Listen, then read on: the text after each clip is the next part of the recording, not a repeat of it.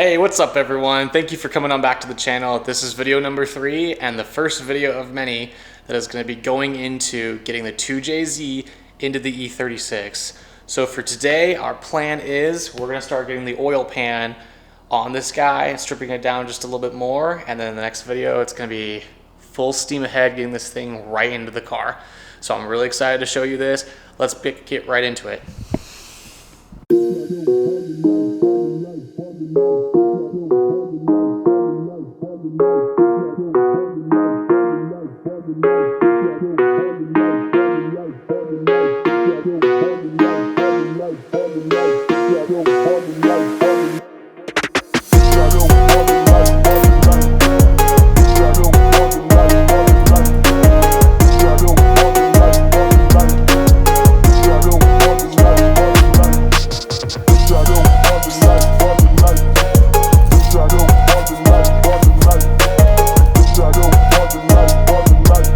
Of course, I try and be as clean as possible, and I get my elbow in the frickin' oil. Actually, there was still a little bit there, never mind. So thankfully when I was draining the wheel, don't see anything really alarming. I mean, it's dark, but I mean, this thing's just been sitting, so, and God knows when this, I mean, this thing's probably got a lot of miles on it. I would rebuild it, but you know, I've got to choose my battles in terms of cost. This isn't exactly an inexpensive swap. But thankfully, I mean, as you guys can see, it's not super dark. I don't see any metal, really good, but I'm gonna let this keep draining a little bit, but it also isn't exactly got a lot of fluid in there, I'm noticing. So I'm hoping, I mean, I'm not upset if this thing doesn't have a whole lot of oil in it. They probably drained a little bit of it when they shipped it, because I did, again, I bought this engine years ago, so condition on it, I mean, on all these, on a used motor, you're gonna have unknown condition regardless, unless you know it from a buddy.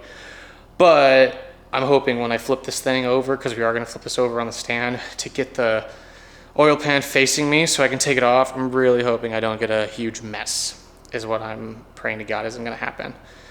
So until then, I am kind of debating. I do want to take some of the front assembly off. I don't know how far into it I want to go, because truthfully, if everything works out, we should just be changing the oil pan, changing the rail for the manifold on the, the intake manifold, and then it should be hot side, whole setup with the turbo and the manifold, which is shipped and on the way, which is really exciting. I won't tell you which turbo I got and what manifold I got, but let's just say Drift HQ hooked it up. And the only thing I was thinking was maybe taking off the belts and the pulleys and everything, but I mean, they're just gonna have to go right back on. And I do have a gasket kit, but I'm kind of saving that for something else. Wink, wink. So I think from this point on, we might take the intake manifold off, or attempt to, because I would like to take it off and maybe simplify it a little bit. Because I do have a radium fuel rail for this thing that I've had for a while just sitting. And I want to clean it up a little bit too, because if I can vapor hone it, that would be pretty nice. Or find somewhere that will vapor hone. I think there should be somewhere over in the Seattle area that I can hit up and have them do that. But yeah, let's get to it. All right, since this welder cannot be used because I was told this last minute, let's balance the camera on the welder and see what happens. That should be a good angle.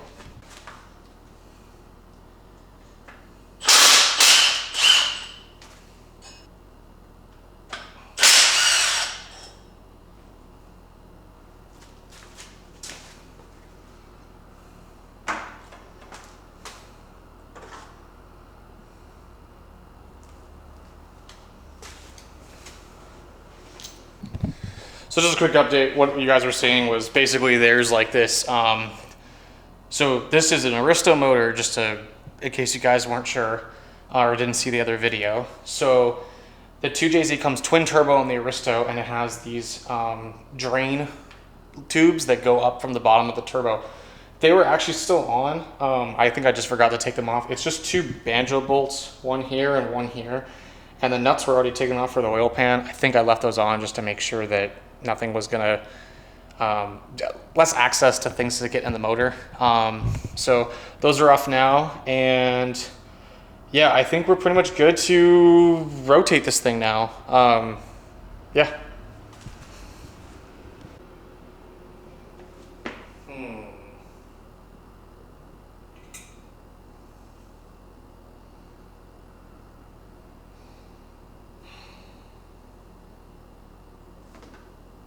Okay, you guys. As much as I would like to ask you, but I need a decision right now, I think I'm gonna take the intake manifold off. Yeah, so here's an extra piece of content for today's video. Whoa! Rock on, Chrissy bro! Yeah! Whoa!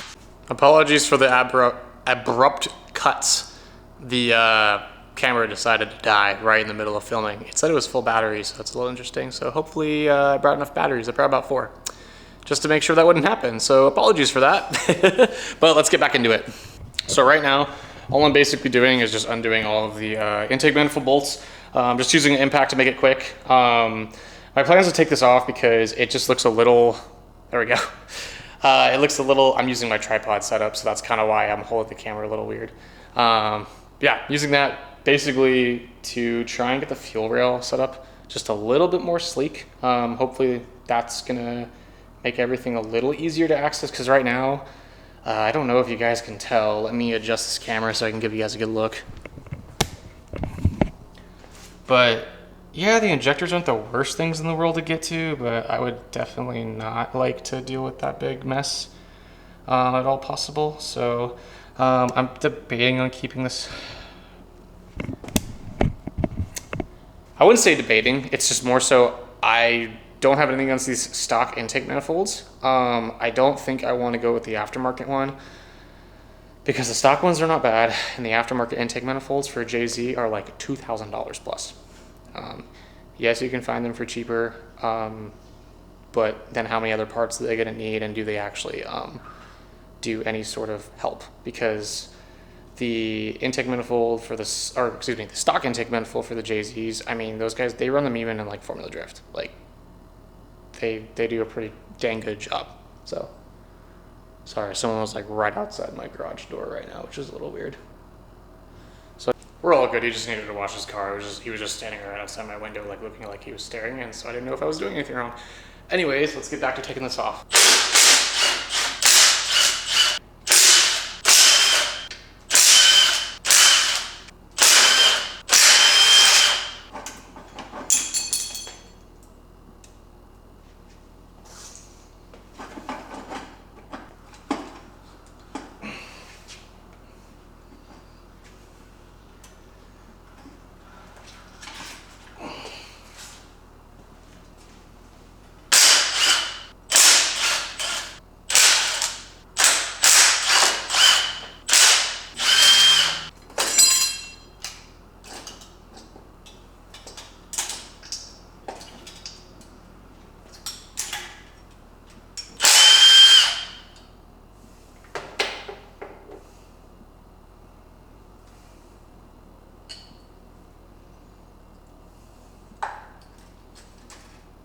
Oh my God.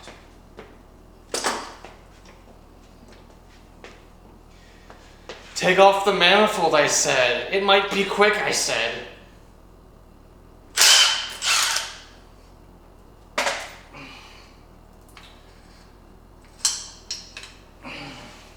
Okay, just to clarify as to why I did this.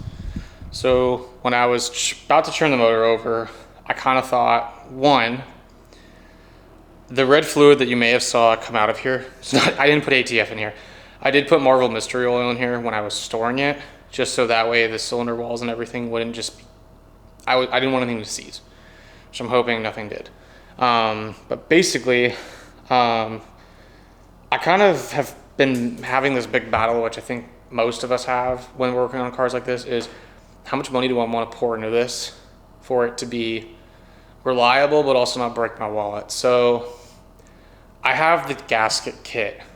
It wouldn't hurt to re-gasket part of this motor at least. We'll see. I won't say too much, but I would like to maybe check the head gasket a little bit on this thing. I'm sure it's fine. But basically, I also want to take the intake manifold off because the last thing I want is to have some sort of leak or something, and this is a boosted engine and something bad happens or it messes with something. I don't want all the money basically that I'm spending to get this thing running into the car to pretty much just be junk because of some weird instance. Also, that thing, I don't know if you guys can see. Actually, that looks good on the inside, but that runner is a little crusty, and they're all gonna be like that. I have an idea on what maybe I can do to try and clean this up, but this rail is big and bulky. I have a radium rail, which we will deal with down the road. I might even just, I think there's a place in town, I might even just be able to drop this off and actually just have them clean it or something. We can see. It's on the end of the world, like it doesn't have to be super clean, but I'm about to put a bunch of nice parts on this thing, and I don't want just a nasty, disgusting intake manifold. Which, first world problems, but yeah, so I got some of the stuff which needs to come off, and yeah, can you guys see in there? I only got enough light, but it's not terrible. There is some gunk in there, but it's kind of funny. It's got the little red on the outside from the Marvel Mystery Oil. Unfortunately, this thing was stored in my previous location and got moved, so it probably moved around a little bit. Yeah, so this is about to be really fun, you guys. All right, let's continue. I know what I have to do, but I don't know if I have the strength to do it.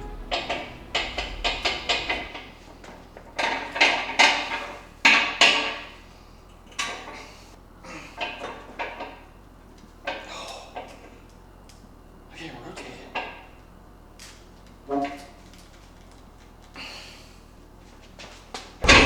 No, no, no, no, no, no, no! Wait, wait, wait, wait! Wait, wait, wait, wait, wait! Well, that was worse than I thought it'd be. Oh, damn. I drained the oil and everything, and it just puked like 2 quarts all over the ground. At least it's clean.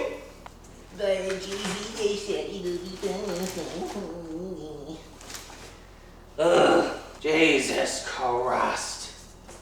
Where's that coming from? What? Well, that was low-key kind of a debacle. Yeah, so I flipped it over, and I knew we probably were gonna have a little bit of a spill, hence why I put the cardboard down, which I've done that before, I never wanna do it again. Yeah, there was a port on the other side of the motor I didn't even know was, I don't know how much oil could be in that thing, but yeah, I puked that much on the ground, and then it went down. Thankfully, I caught it a little bit in time, so I could kind of drain back into that guy. But you probably see the little red rag there on the ground. So, yeah.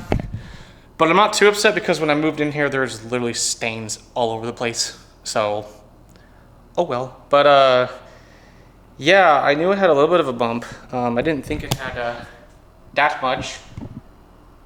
What the heck happened here? Well, let's pop this open and find out, I guess.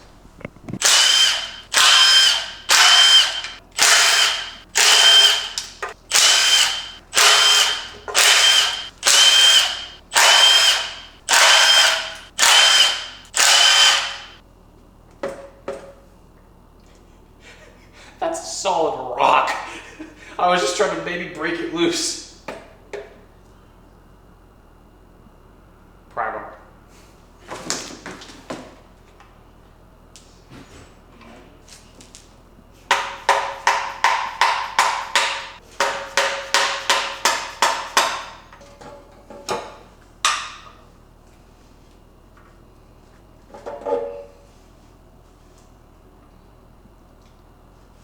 Okay, so after taking the oil pan off of the oil pan girdle, I don't know what I'll explain later. I don't really know what it's really called, because so technically when you take this off, this is actually a structural piece of the block, and is why these things are so strong, because it's got some ribbing. It's like a girdle. So we've taken the pan off, and thankfully going in here, I mean, you know, it's dark. I mean, it's gonna be dark. It's an old Toyota motor from Japan, but it's not like super bad. I don't see any metal or anything. The pan is nice and clean, really, too. Like, I'm not seeing any metal, like, actually,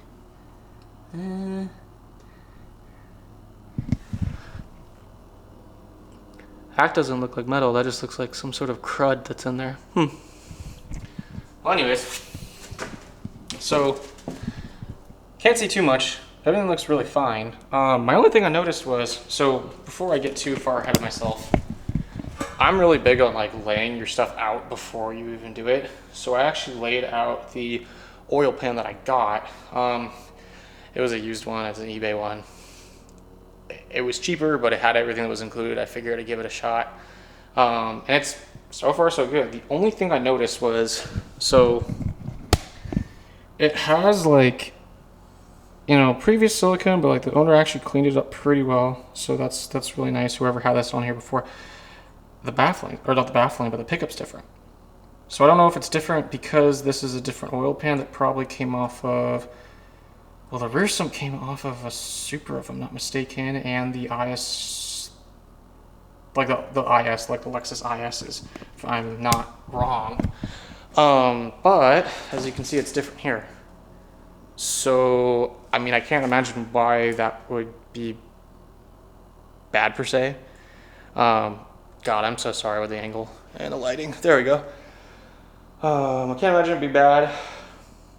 I mean, if anything, it's just going to screen more and not pick up as much crud, and if I'm understanding that correctly, so we're just going to go with it. Yeah, but I wanted to point that out real quick. We'll get ahead on basically taking the rest of this off.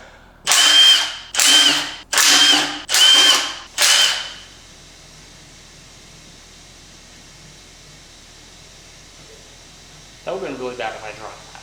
That would have been right in the rotating assembly, that little nut. And there's another one.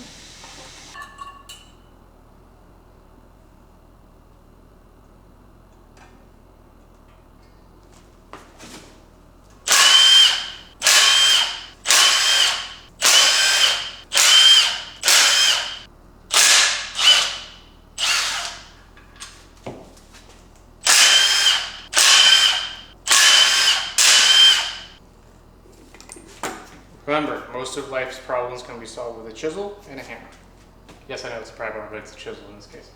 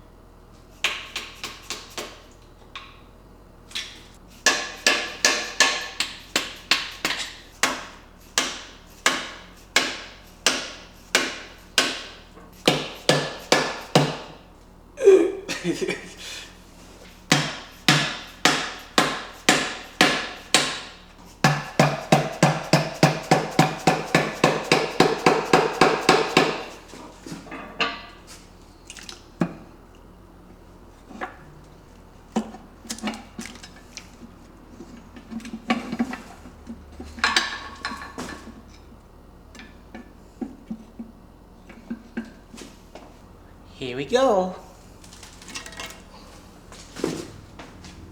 Ladies and gentlemen, I give you the rotating assembly of a 2JZ GTE VVTi. All right.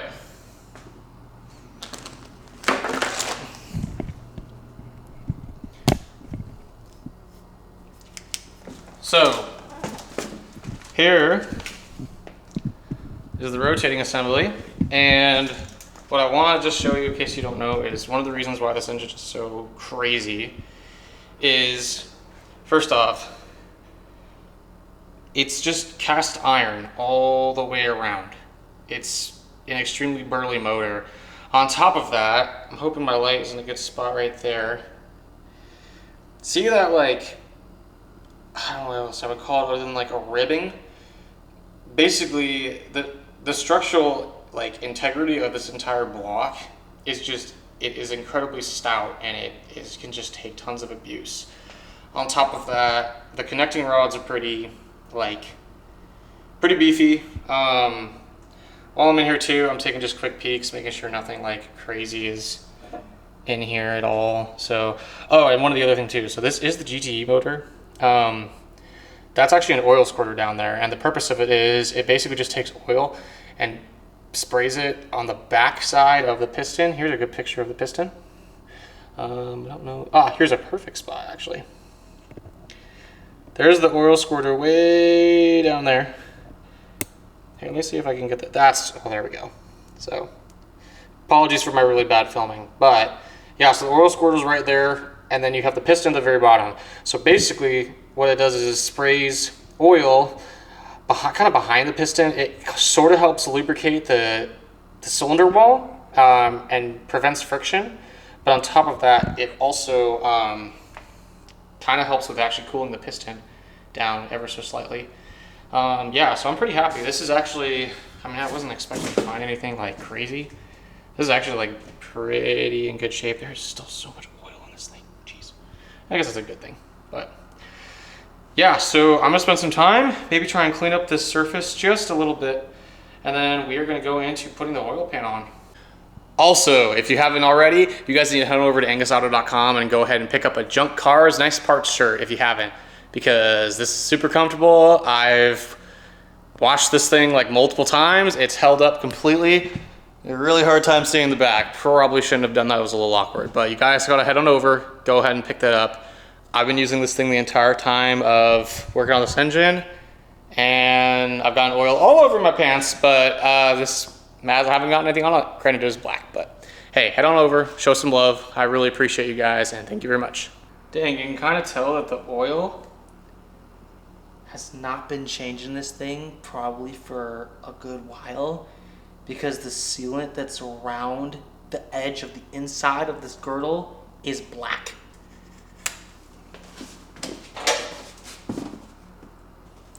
Now, one thing I will say is typically these older JDM motors that are all crusty usually are the best. All right, now we're gonna start moving on over to the oil pan. I did pull up real quickly the layout just to make sure I oil this correctly. There's a couple spots I'm interested as to. Actually, no, that makes sense. Never mind, let's get to it.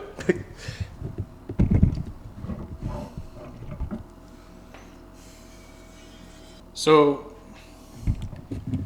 real quickly too, so the sealant I'm going to be using is, I saw Ultra Gray was being used by like a lot of other people. For some reason we didn't have it, so I'm going to use Ultra Black. It's still a gasket maker and it's oil resistant. I figure it's going to work perfectly fine, so let's go to town and see how this goes.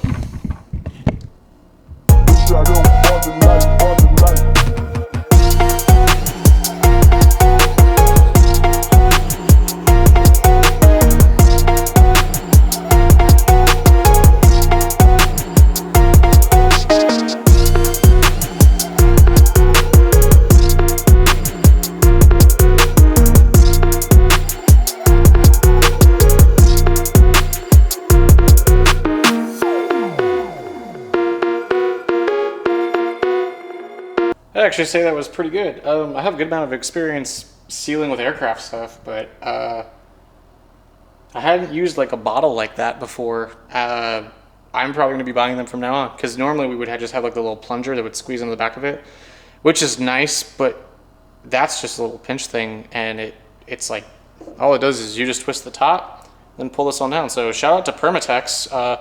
Not sponsored, would like to be sponsored. That is pretty slick. I really like that. And I'm gonna switch the battery real quick because this one's already about to die. All right, so I think we're ready to stick this puppy on. I say puppy way too much, and it's really funny because I don't say it in real life. So we're gonna work on that.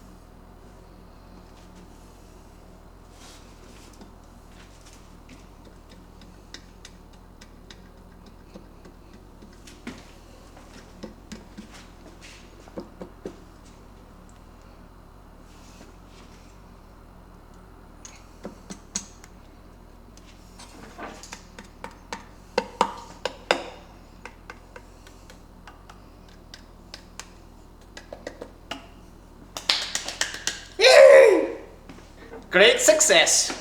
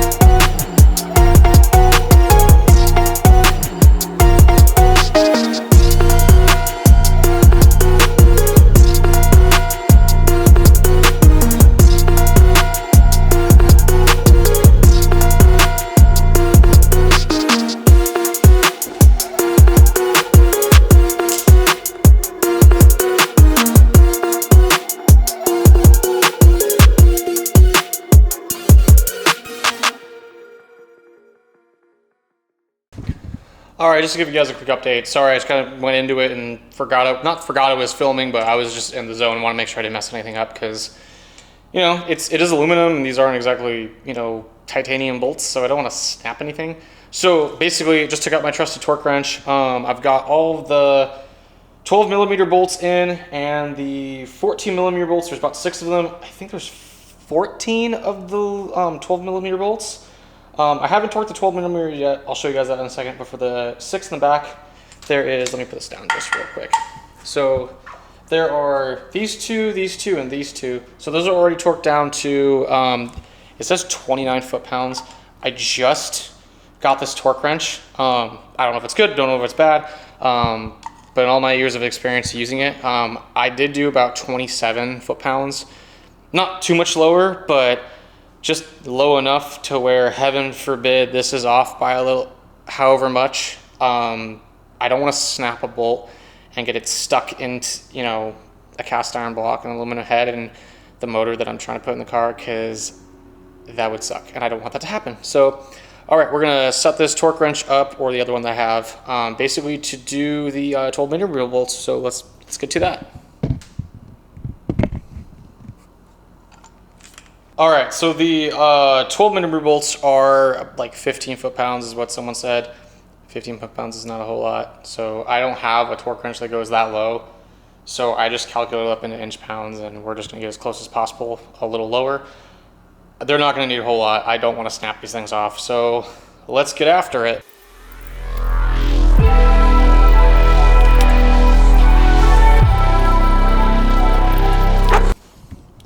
All right, and as a real good rule of thumb, I like to go back over everything and make sure that, you know, it did actually click or beep, depending on what torque wrench you're using, just to make sure that, you know, everything's, you know, up to spec. So let's do it one more time.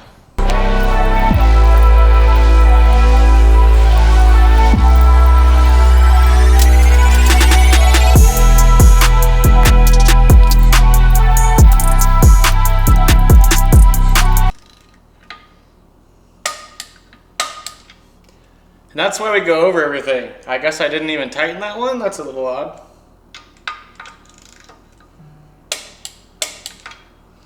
It was probably because I was standing over here and I didn't see it, but that's why I double check everything. So, all right, that's all torqued up. So we are now gonna focus on, probably putting the sealant on, or excuse me, we're gonna put the baffling in.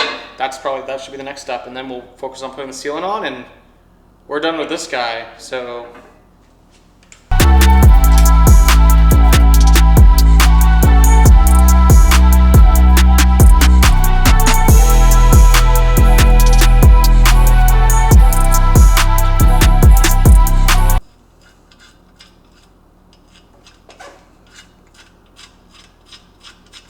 Actually, real quickly, before I put this in, I want to put the level sensor in to make sure it doesn't hit and collide and we have all sorts of problems. So yeah, let's take these 3 bolts out real quick.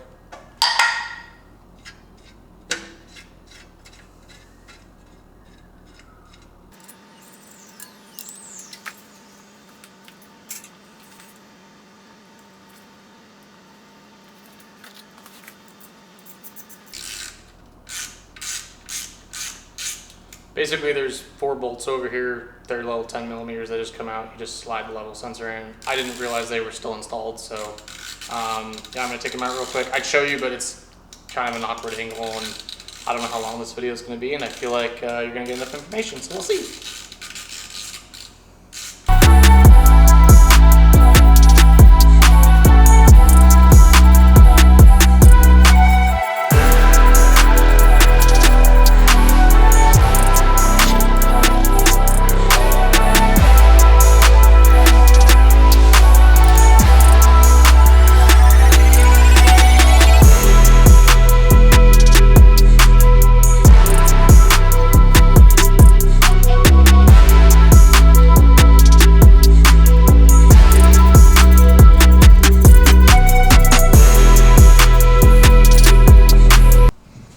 Yeah, so I was worried about the lighting too, but yeah, just to show you guys, basically the level sensor is just this little guy right here. It's just 4 little bolts that just go and it slides in this little hole. Yeah, I just wanted to put that in because I was pretty sure twisting it, as you guys may have seen, and flipping it up with the baffle in was probably gonna be a nightmare. So yep, it's in, so now we can put the baffle and everything else on.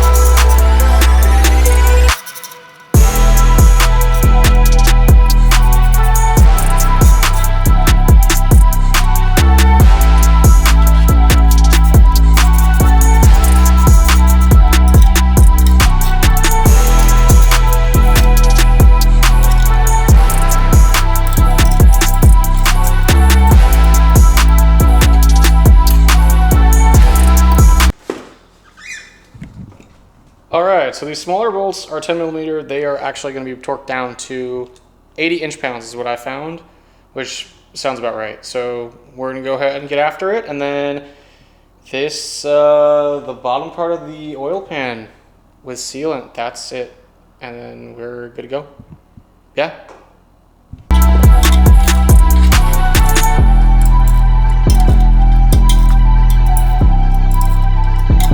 All right, and now we're gonna double check.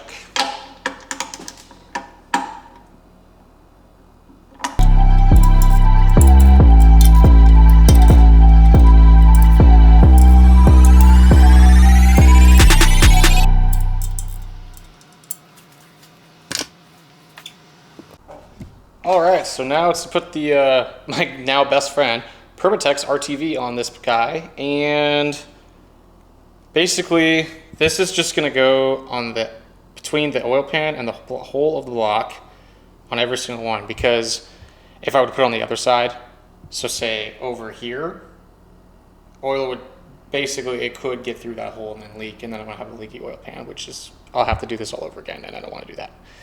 And then basically we're just gonna go around. So here we go.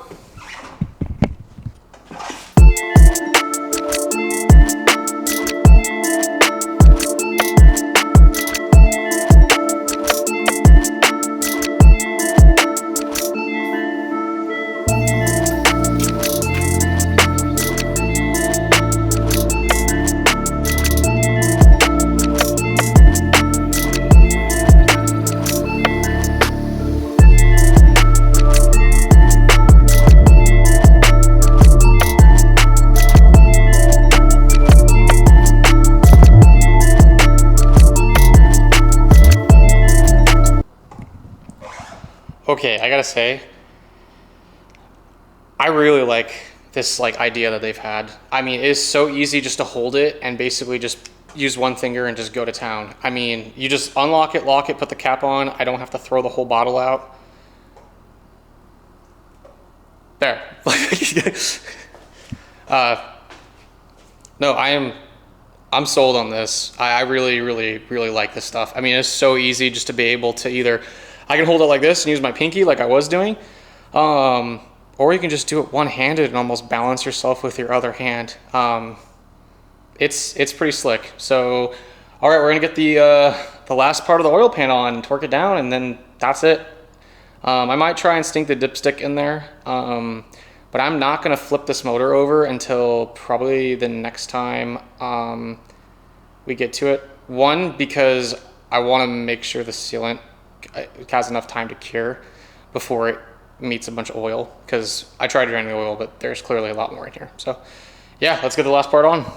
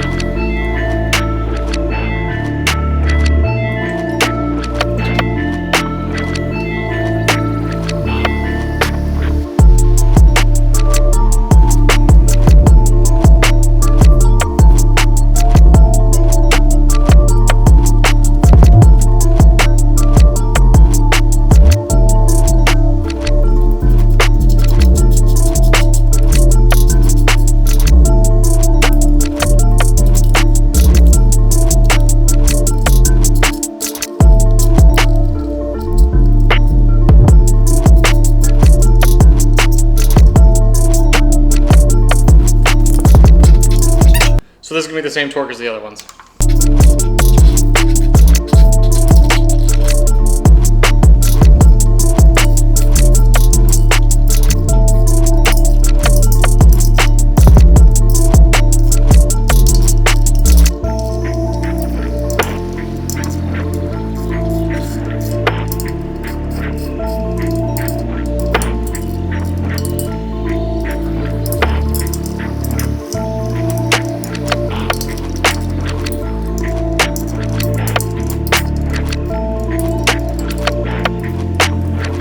All right, guys, so that's fitting a 2JZ oil pan, swapping from rear sump to front sump. Not too bad. Still a few things I wish I had known ahead of time. Kind of like maybe taking the intake manifold off, I would say might have been a little easier, because the motor flipping was a little sketchy, I'm not gonna lie. I know it's never easy, but this thing's heavy. That is probably its only drawback. I wasn't able to put the dipstick in though, because I did take the rear sump off. I am having now a little bit of a freak out. It's because I have a turbo coming. Didn't mean to say that. But anyways, we'll just put it in the video, because if you watch this far, yes, we're gonna have the turbo and the manifold come soon. So I think I forgot this guy. That might be the hole you're supposed to drill for the oil to go back in for the recirculation. I'm fine. I'm Yeah. perfectly fucking So fine. I might need to brainstorm on that one. But anyways, thank you guys for watching. I don't know how long this video is going to be. Surprisingly, this took me a little longer than I anticipated. I wanted to take it a little slow because I wanted to make sure, one, I was giving you guys the right content, and two, I wanted to make sure I was doing it right. This is technically engine related, and you are opening up the motor a little bit, so you can mess a few things up. So yeah, I'm really grateful for you guys watching. Please stay tuned for the next video, and if you haven't, subscribe, like. It sounds cheesy, but it helps out a lot. So thank you guys. Hope you have a great day.